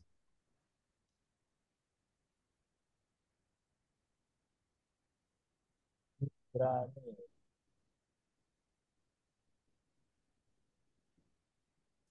Karena itu, untuk lebih meyakinkan mereka yang berhak menerima itu akan kepastian putusannya, Allah telah mengikat dirinya dengan sumpah, supaya oleh dua kenyataan yang tidak berubah-ubah, tentang mana Allah tidak mungkin berdusta, kita yang mencari perlindungan beroleh dorongan yang kuat untuk menjangkau pengharapan yang terletak di depan kita. Iya. Kalau kita mau sederhanakan ayat ini apa? Tuhan itu tidak pernah mengingkari janjinya. Kalau Tuhan udah ngomong sesuatu, ya, dia berjanji melakukan itu, dia pasti lakukan. Gitu ya. Oke? Ya karena dia memang Tuhan yang ini ya, Tuhan yang maha benar gitu loh. Dia hanya bisa melakukan apa yang benar. Kita udah pelajari beberapa pekan lalu. Kalau Tuhan berjanji, dia pasti lakukan. Tuhan tuh bukan Tuhan yang pelin-pelan. Jadi, kalau kita berpikir tentang kemahakuasaan Tuhan, jangan berpikir itu dengan menyalahgunakan karakter Tuhan, dengan menyalahpahami karakter Tuhan. Karena selain dia maha kuasa, dia itu juga maha kasih dan maha adil dan maha benar. Jadi kemahakuasaan dia itu cuma bisa dilakukan dalam koridor maha kasih, artinya harus selalu kasih, yang tidak kasih tidak bisa meskipun dia maha kuasa, harus maha adil, yang tidak adil tidak bisa meskipun dia maha kuasa, dan harus maha benar, yang tidak benar dia tidak bisa meskipun dia maha kuasa. Itu harus bersamaan. Maha kuasa, maha kasih, maha adil, maha benarnya. Ya, seperti itulah cara kita memahami kekuasaan Tuhan. Dan semoga ini membantu kita ya. Setiap kali ada sesuatu terjadi di kehidupan kita, ya, dan kita berpikir sebenarnya apa yang Tuhan rencanakan, apa yang Tuhan kehendaki, apa yang Tuhan mau. Tuhan kan maha kuasa, kenapa begini, kenapa begitu? Tuh, coba pikirkan juga, Tuhan itu maha kasih, maha adil, dan maha benar. Ya, jadi Tuhan nggak bisa semerta-merta melakukan melakukan segala sesuatu, meskipun Dia maha kuasa gitu kan? Ya, seperti itu ya. Ya, silahkan Bil tanggapannya. Ya, ini bagus sekali ya. Dan ya, eh, bukan bukan untuk merendahkan atau apa, tapi sayangnya ada banyak sekali, ada banyak. Saya sering, apalagi semenjak kita belajar tema ini ya di sekolah sahabat kita, ya saya sering mendapati mereka yang saya nggak tahu apakah mereka tidak mau belajar atau mereka sudah belajar tapi tidak paham atau sama sekali tidak mau belajar atau apapun itu. eh, Banyak yang bilang bahwa udahlah bukan urusan kita untuk mengetahui Tuhan itu seperti apa. Jadi apapun yang terjadi di dunia ini kita terima aja dengan legowo. Gitu. Ya, itu nggak salah sih. Cuma ya kalau seperti itu nanti terjadi sesuatu yang jahat, kita mengasumsikan kejahatan itu datangnya dari Tuhan. Dan Tuhan itu memang mau membuat supaya orang itu lahir tanpa tangan, mau membuat supaya orang lahir itu kanker, mau membuat supaya ada bom jatuh di kepala orang dan meledak, semua orang mati. Tuhan tuh mau kayak gitu. Nah, jangan sampai oke ikhlas itu satu hal, tapi mengetahui bahwa ada hal yang Tuhan nggak bisa lakukan karena itu bertentangan dengan karakternya itu juga sangat penting. Itu juga juga sangat sangat penting. Dan dan dan inilah pada koridor inilah, pada framework inilah, di mana kekristenan lain itu akan gagal paham karena hanya melalui koridor ini kita bisa mengerti pertentangan besar. Kita bisa mengerti pertentangan besar. Aspek yang sangat-sangat penting dalam teodisi, dalam dalam apa menjustifikasi Tuhan kok katanya maha adil, maha baik, maha kuasa, maha kasih kok ada kejahatan. Kalau kita tidak bisa mengerti ini bahwa Tuhan tidak bisa melakukan sesuatu yang bukan dia, bukan karakternya, kita nggak akan bisa paham nanti. Karena benar kata Mas Yansen, ya kemampuan setan yang yang tidak bisa digunakan itu adalah berbohong. Dan itulah yang membuat Ya, pertentangan kosmis itu berlarut-larut dan susah untuk diselesaikan. Gitu. Karena ya. yang setan tuduh itu adalah karakter Tuhan, bukan oh Tuhan ayo kita adu jotos. Enggak kayak gitu. Pasti kalah setan kalau itu. Karena pasti kalah. Tapi yang dia suruh itu karakter. Nah, lu gini gini gini. Tapi yang Tuhan nggak bisa. Tuhan nggak bisa bohong. Tuhan nggak bisa. Nah, Tuhan harus adil harus kasih. Nah itu. Nah, itulah. Dan ini sangat-sangat penting ya. Bagian ini sangat-sangat penting. Bagian kemahakuasaan Tuhan itu sangat-sangat penting ya. Ada satu kutipan saudara-saudara dari sikap Kristus terhadap hukum Advent Review, Adventist Review. Tuhan tidak menyelamatkan. Nah ini bagus ini. Tuhan tidak menyelamatkan orang berdosa dengan membatalkan hukumnya. Dasar pemerintahannya di surga dan di bumi. Allah adalah hakim, penjaga keadilan. Pelanggaran hukumnya adalah dalam satu kejadian, dalam hal yang terkecil adalah dosa. Allah tidak dapat mengabaikan hukumnya. Ia tidak dapat menyingkirkan bagian terkecilnya untuk mengampuni dosa. Keadilan, keunggulan moral, hukum harus dipertahankan dan dibenarkan di hadapan alam semesta surgawi. Dan hukum yang kudus itu tidak dapat dipertahankan dengan harga yang lebih rendah daripada kematian anak Allah ya ini bagus sekali ya Tuhan nggak bisa menerima kita begitu saja di surga ya udahlah selesai semuanya setan udah selesai ya harus dibayar dan itulah itulah apa God's remedial will tadi ya dia membayar itu karena dia tidak bisa membatalkan hukumnya gitu kan dia nggak bisa batalkan hukumnya jadi dia harus bayar ya dia bayar dengan dirinya sendiri itulah kasih Tuhan ya ya itu ini kutipan yang sangat bagus ya bahwa dia tidak bisa melakukan sesuatu yang bukan dirinya yang melanggar karakternya mungkin itu Mas Hansan Ya. Oke ya, terima kasih ya. Oke, kita coba simpulkan pelajaran ini ya. ya Jadi Tuhan itu tidak pernah bertanggung jawab atas kejahatan. Tuhan tidak pernah bertanggung jawab atas ketidakadilan. Tuhan tidak pernah bertanggung jawab atas penderitaan. Maksudnya bukan Tuhan tidak peduli, tapi itu semua bukan kerjaannya Tuhan. Oke?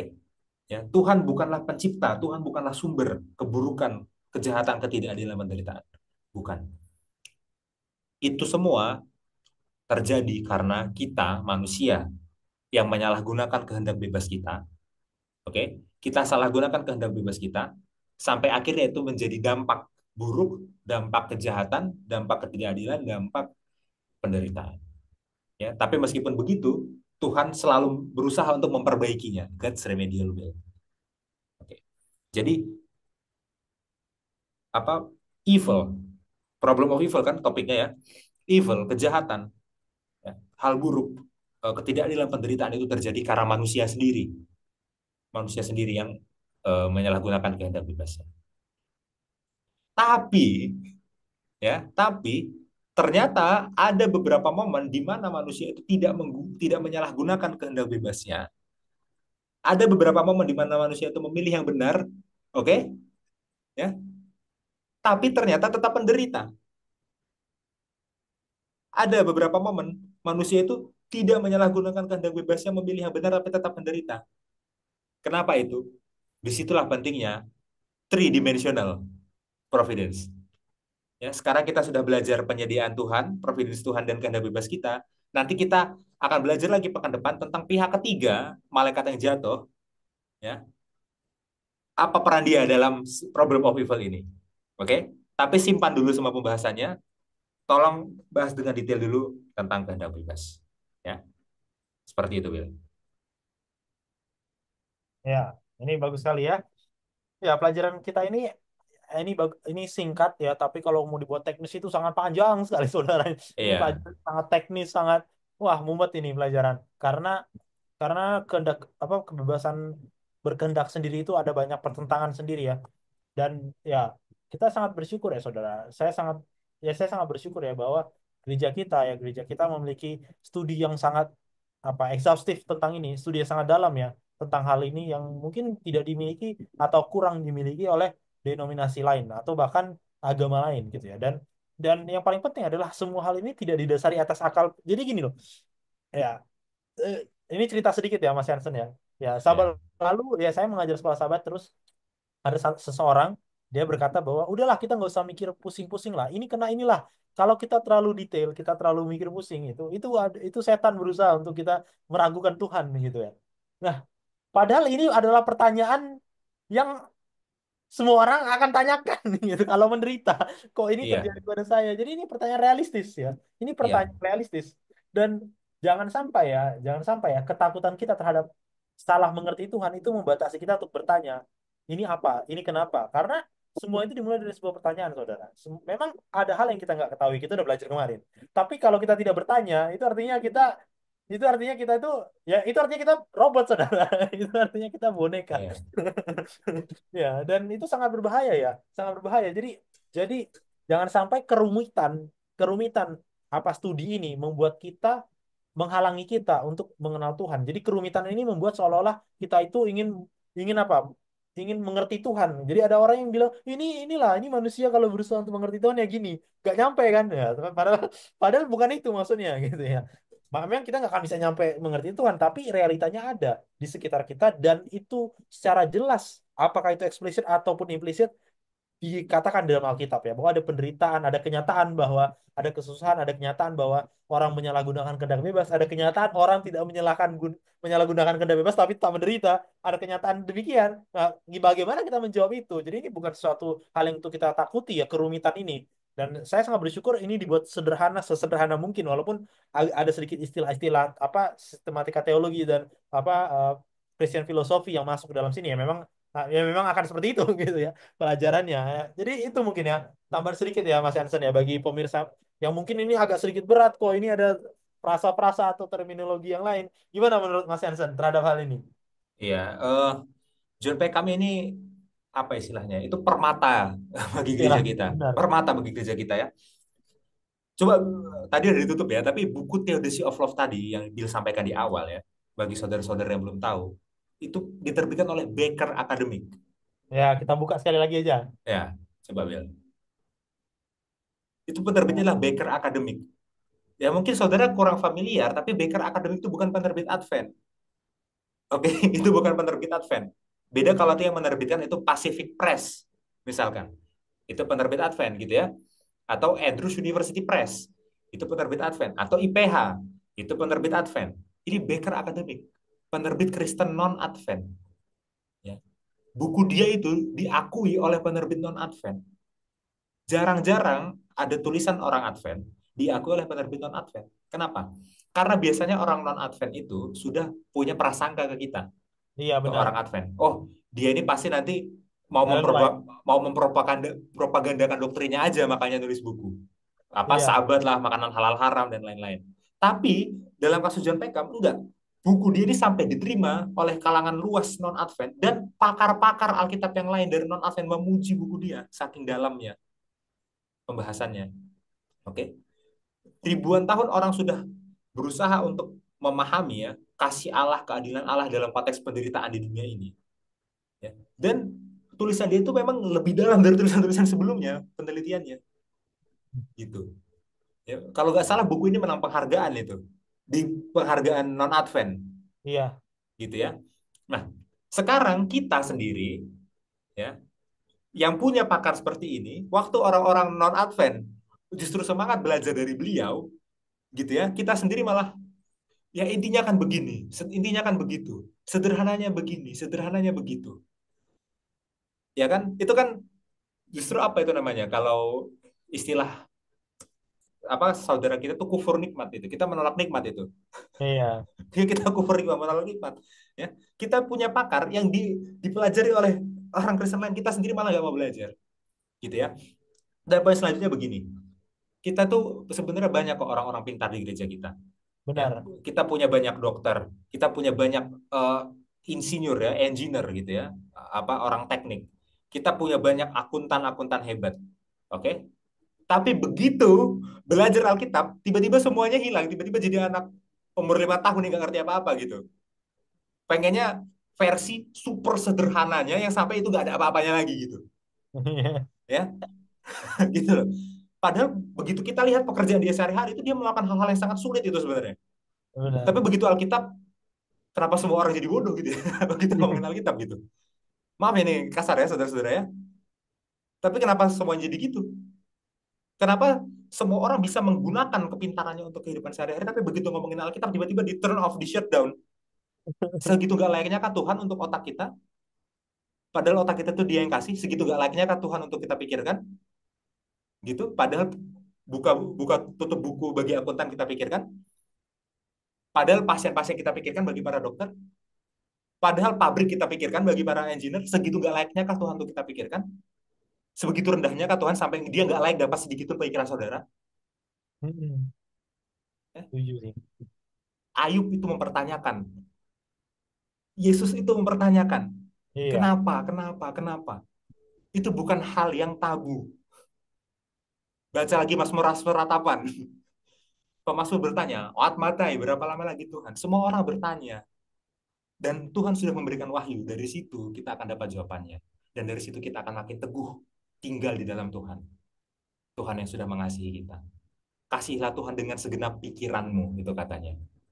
Ya, mari kita sama-sama mendekat pada Tuhan, mengenal Tuhan lebih dalam lagi dengan belajar Iya. Alkitab. Seperti itu, Bill. Mantap ya, mantap. Ya, ini semoga bisa memotivasi kita lah, terutama bagi para guru-guru juga ya, supaya kita jangan rata-rata lah, don't be average lah dalam belajar ini, apalagi guru kan. Kita dalami sampai kalau bisa sedalam mungkin. Dan ini materinya sangat luar biasa bagus, saudara. Ini bagus sekali Ya. buku ini, saudara boleh baca. Oke, kita masuk ke bagian akhir. Saran poin diskusi mungkin ya. Iya. Oke, yang pertama ya, jelaskan dulu apa maksudnya providence. Ya. Di dalamnya ada pemeliharaan tentu, tapi providence itu bukan pemeliharaan. Kalau mau sederhana, providence itu takdir ya. Gitu ya, itu kalau mau sederhana. Tapi kalau mau lebih detail, ya jelaskan dari kamusnya tadi ya, Oxford English Dictionary tadi ya, Ya. apa maksudnya providence. Oke, dan Mas Ersan, sedikit. ya, Ya, jadi sebelum pelajaran ini kan saya juga sama ya, Providence. Ini kok penerjemahannya bukan pemeliharaan ini. Terus ya seperti orang yang pada umumnya ya, kita kan anak-anak Gen Z, aku tanya ChatGPT, Providence itu maksudnya apa? Terus dia jelaskan, dia pertama jelaskan takdir satu, terus yang ah, kedua dia pakai istilah, aku coba bilang takdir terlalu terlalu ini terlalu apa pakem, bisa nggak cari terjemahan yang lebih ini? Dia bilang ketentuan ilahi. oke, oke, bagus, cukup Ya, bagus, ketentuan nilai. Jadi aku, ketentuan nilai. Oke lah, karena cukup bagi orang bagus. takdir itu agak ini kan, agak ya kita udah ada ini sendiri tuh, apa namanya, konotasi negatif terhadap takdir. Jadi kayaknya ketentuan nilai lumayan lumayan bagus. Jadi ini cuma untuk menambahkan. Tapi saya lebih cenderung pakai langsung katanya aja ya, Providence bener ya. Cuma Ya, ini cuma cerita aja. Ada ada ya, ada itu juga. ya. Oke, Mas Itu Hasan, dari silakan. ChatGPT bisa juga ya, ketentuan ilahi cukup bagus ya. Itu dan dalam kekristenan ada beberapa pandangan. Oke, ya jelaskan apa maksudnya one dimensional providence. Ya, artinya hanya Tuhan yang mengatur segala sesuatu sampai semua keputusan kita itu sebenarnya takdir Tuhan. Itu one dimensional. Ada two dimensional providence, artinya ada kehendak Tuhan yang Tuhan inginkan bagi kita, yang Tuhan rancangkan, tapi kehendak bebas kita juga bermain di situ. Ya, dan three yang kita belum bahas, ya kita belum bahas, tapi itu untuk pekan depan. Oke, kita dalami di one and two ya, satu dan dua. Oke, kemudian kita buka Mazmur 81 ya, ayat tadi 11 sampai 14 ya. Ya, 11 sampai 14 ya. Nah, itu nanti tergantung pakai online atau pakai cetak, oke. Iya. Tapi tulis aja 11 sampai 15 Bil. Nanti Oke. biar biar apa masing-masing pendengar yang menyesuaikan ya, Iya. bahwa Tuhan tidak selalu mendapatkan apa yang Dia inginkan. Kehendak Tuhan tidak selalu terjadi. Oke. Dan Tuhan meratap kalau umatnya itu menyalahgunakan kehendak bebasnya untuk melawan Dia. Itu ya. Itu poin nomor 2. Oke. Kemudian poin nomor 3, ini bagian sulit ya. Efesus 1 ayat 11 ya. Oke. Efesus. Efesus 1 ayat 11 ya. Apa maksudnya bahwa sesuatu itu dari semula sudah ditentukan? Oke, dalam bahasa Inggris sesuatu itu sudah predestined, dipredestinasikan. Dan dalam hal ini tidak ada isu penerjemahan. Sebuah terjemahan sepakat, jarang loh. Tapi dalam hal ini semua terjemahan sepakat. Apa maksudnya? Oke, saya menjawabnya dalam dua layer tadi ya, dan semoga waktunya cukup untuk membahas dalam dua layer. Tapi kalau nggak cukup, satu layer boleh. Oke, yang pertama adalah dari sisi latar belakang budaya. Dari latar belakang budayanya, orang Greco-Roman, orang Efesus abad pertama, itu eh, merasa bahwa hidupnya itu ditakdirkan oleh rasi bintang dan dewa-dewa. Oke, Paulus mengabarkan Injil dalam surat Efesus dan menawarkan mereka untuk eh, hidup oleh iman. Oke, menawarkan mereka untuk menggunakan kehendak bebas mereka dan memilih beriman. Ya, supaya orang-orang Efesus, orang-orang Greco-Roman ini tidak lagi merasa hidup mereka itu sudah digariskan, ditakdirkan oleh rasi bintang dan dewa-dewa dan mereka itu nggak punya andil apapun dalam memutuskan hal dalam kehidupannya. Ya, itu. Itu pembahasan layer pertama, lapisan pertama dari latar belakang budayanya. Nah, ini dibawa ke tingkatan teologi. Oke, dalam tingkatan teologi harus dibandingkan dengan ayat lain di seluruh Alkitab.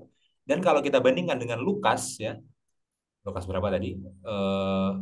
Lukas 7 ayat 30 ya. Ya, Tuhan itu tidak selalu mendapatkan apa yang dia inginkan. Artinya, kalau memang Tuhan sudah mempredestinasikan menakdirkan sesuatu, nyatanya takdirnya juga tidak terjadi kok dalam beberapa kesempatan karena Tuhan tidak selalu mendapatkan apa yang dia inginkan. Manusia bisa melawan Tuhan dengan kehendak bebasnya gitu kan. Ya. Maka kita bisa memahami Efesus 1 ayat 11 itu sebagai God's remedial will. God's remedial will bukan God's ideal will. Will itu tidak terjadi seringkali karena manusia menyalahgunakan kehendak bebasnya. Tapi Efesus 1 ayat 11 itu menjelaskan bahwa Tuhan tetap punya God's remedial will, ya. Tuhan tetap punya cara untuk memperbaiki rencana Tuhan yang sudah dirusak oleh kehendak bebas manusia, gitu ya. Dan memperbaikinya itu adalah melalui Kristus, melalui penebusan Kristus ya. Maka di dalam Efesus itu ada frasa itu, dalam Kristus ada gitu kan. Gitu ya. Itu dan poin selanjutnya ya, contoh dari God's remedial will itu adalah kisahnya Yusuf ya. Kisahnya Yusuf ya. Eh, Perhatikan itu bagaimana kejahatan dari saudara-saudaranya, tapi hasil akhirnya tetap baik gitu ya. Bukan berarti saudara-saudaranya jahat itu Tuhan yang tentukan, bukan, gitu kan?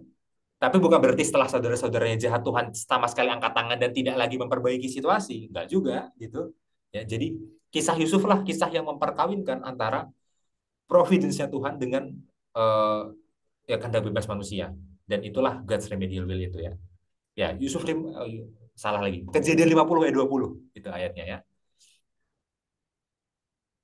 Itu kemudian yang terakhir adalah Tuhan sebagai pantokrator ya. Tuhan sebagai pantokrator, Tuhan Maha Kuasa itu jelas ya, Wahyu 11 ayat 17 dan banyak dan banyak ya. Oke. Tapi dalam kemahakuasaannya apa yang tidak bisa dia lakukan? Ya. 2 Timotius 2 ayat 13, Tuhan tidak bisa eh, melawan karakternya sendiri gitu ya. Yang adalah Maha Kasih dan Maha Adil, Tuhan tidak bisa meskipun dia Maha Kuasa, Tuhan tidak bisa jadi tidak Maha Kasih dan tidak Maha Adil, Tuhan tidak bisa seperti itu. Ya. Itu yang pertama. Oke. Kemudian dalam Titus ya, eh, dalam Titus 1 ayat 2 ya, Tuhan itu tidak bisa berbohong. Oke. Kemudian dalam Ibrani 6 ayat 17 dan 18, Tuhan itu tidak bisa melanggar janjinya. Gitu ya. Titus 1 ayat 2 ya, Tuhan tidak bisa berbohong. Oke, kemudian Ibrani 6 ayat 17 dan 18, Tuhan tidak bisa melanggar janjinya. Ya. Jadi 18. Tuhan memang maha kuasa, tapi dalam koridor dia sebagai Tuhan yang maha kasih juga, maha adil dan maha benar. Jangan maha kuasanya doang diambil, yang lainnya nggak diambil. Oh, itu nggak adil ya. Iya. Gitu ya. Kita menyalahpahami Tuhan itu. Gitu ya. Dan poin selanjutnya adalah simpulkan pelajaran ini, kemudian berikan cuplikan terhadap pelajaran selanjutnya. Ya, bahwa ada momen di mana manusia ternyata sudah memilih yang benar, sudah menggunakan kehendak bebasnya dengan benar, tapi ternyata masih menderita. Kenapa? Katanya penderitaan itu terjadi karena penyalahgunaan kehendak bebas. Betul, tapi nggak dalam semua hal. Ada nanti kasus-kasus tertentu kehendak bebas manusia sudah benar, tapi masih ada penderitaan. Pelajaran selanjutnya akan menjelaskan ada pihak ketiga, malaikat jatuh yang menyebabkan semua itu. Ya, seperti itu. Ya, tadi omongan Bill dan saya panjang lebar menjelaskan supaya kita rajin belajar itu nggak usah dimasukin di diskusi ya. Itu untuk video ini aja, gitu. Iya. Terima kasih ya Mas Jansen ya. Pertanyaan selanjutnya ya, yang tadi di akhir itu bagus ya, bahwa seandainya ada kasus di mana manusia sudah memilih yang benar, tapi terjadi tetap terjadi kejahatan atas dasar apa itu terjadi, atau gitu ya, atau bahkan pertanyaan yang lebih detail lagi yang menyangkut dengan itu, bukan lebih detail tapi pertanyaan yang sama nuansanya dengan pertanyaan itu adalah ada kejahatan yang tampaknya bukan terjadi oleh karena kehendak bebas manusia. Nah, jadi manusia nggak bisa memilih tapi tetap terjadi gitu ya, jadi Tetap bukan terjadi. hanya manusia memilih yang benar lalu kejahatan, tapi ada juga kejahatan yang kayaknya bukan manusia yang pilih deh, manusia Itu kayak nggak bukan bisa dari pilih pilihan gunung kita. meletus deh, tapi Iya, terjadi. itu bukan Iya. tidak dari tangan kita, nggak dari tangan kita. Iya, iya, tapi itu terjadi. Nah, pertanyaan semacam itu akan dijawab sahabat depan. Jadi itu ya, itu sebagai pemantik ya untuk guru sekolah sahabat, dan ya, saudara sekalian, sampai di sini pelajaran kita. Ya, wah, kalau kita mau bahas chapter 2 aja dari buku ini ya, yang adalah bahan untuk pelajaran sahabat ini panjang sekali dan sangat dalam sekali ya, sangat dalam sekali. Ah, luar biasa saudara. Saya baca aja ya 2 3 kali 4 kali karena saya, ya, saya copy ya, terus saya suruh chat GPT terjemahkan, bahkan dia bisa buat poinnya. Jadi sekarang itu gampang ya, saudara. Kalau ada frasa-frasa yang sulit, kita minta tolong aja. Ini maksudnya siapa? Ini apa? Gitu ya. Nah, itu gampang. Jadi saya rasa ya nggak ada alasan lah untuk kita nggak belajar, dan bukunya ini sudah kita sertakan juga. Nah, itu penting ya. Kita sudah sertakan di kolom deskripsi. Jadi saudara tinggal download aja, tinggal download. Ya, mungkin itu sebagai penutup Ya, pelajaran kita untuk sahabat ini. Ya, saya akan tutup kita di dalam doa. Mari kita bersatu dalam doa. Bapa di surga, terima kasih Tuhan atas berkat-Mu. Kami sudah selesai belajar sekolah Sabat. Tuhan, dengan segala keterbatasan kami meminta Roh Kudus-Mu untuk membuat kami bisa mengerti apa yang sudah kami pelajari. Bantu Tuhan untuk kami mengerti tentang pilihan-pilihan kami. Bantu Tuhan kami sebagai manusia untuk menyadari seberapa pentingnya pilihan individu kami untuk memilih Engkau, untuk memilih hal yang benar. Kami ini manusia yang lemah Tuhan, berikan kami kekuatan untuk bisa melawan godaan setan untuk memilih yang benar. Bapa, dengan segala keterbatasan kami dalam pelajaran-pelajaran berikutnya, berikan juga hikmat yang sama untuk kami boleh mengerti selagi kami semakin mendalami firman-Mu. Kami berdoa secara khusus untuk guru-guru sekolah sahabat Tuhan yang akan mengajar untuk sahabat ini pelajaran yang sulit, tapi kami percaya bersama dengan Engkau, guru-guru sekolah sahabat boleh mampu meringkasnya dengan bahasa yang unik dan bahasa yang sederhana supaya kami boleh mengerti. Bapak, inilah doa kami, dan biarlah Engkau sempurnakan doa ini. Di dalam nama Tuhan Yesus kami berdoa. Amin. amin, amin. Baik, sampai di sini pelajaran kita. Shalom, saudara-saudara. Shalom semuanya.